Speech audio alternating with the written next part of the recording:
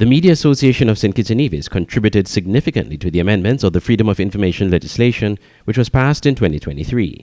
So disclosed the association's communications director, Jamiella McPhail, who is the featured guest on the news and current affairs show Newsline 360, which airs this Tuesday, February 13th at 8 p.m. on TVC Channel 40 on the cable's Ultra TV. I believe the freedom of information is the main Yes, the one. freedom of information was the main one. We know that the legislation had been passed, I think, while we were having the initial discussions, but there were some shortcomings in that first piece of legislation. So we met with the Attorney General at the time, who was the Honorable Vincent Byron. We had a very long meeting with him. A very long meeting. A very long meeting with him, yourself, Mr. Batt, and I.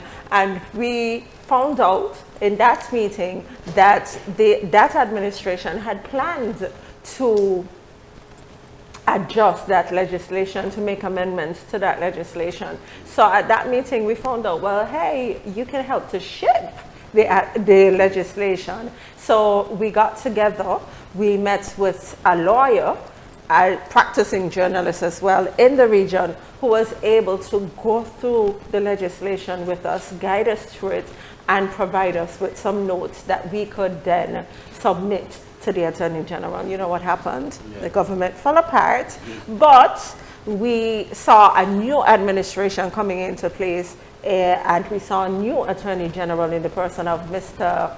Gat Wilkin, the Honorable Gat Wilkin, and we met with him very early. He was quite accommodating.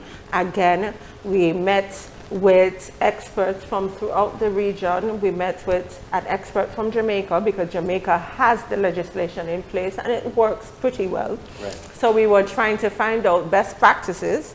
When we met with him, he pulled out his notebook right away and he took our suggestions. We discussed some he wasn't really on board with, but most of them, for the most part, he agreed to.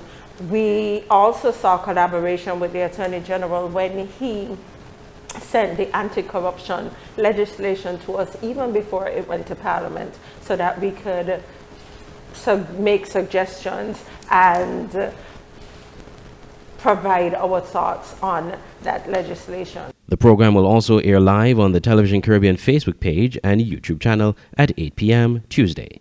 I'm Andre Huey for SKN Newsline.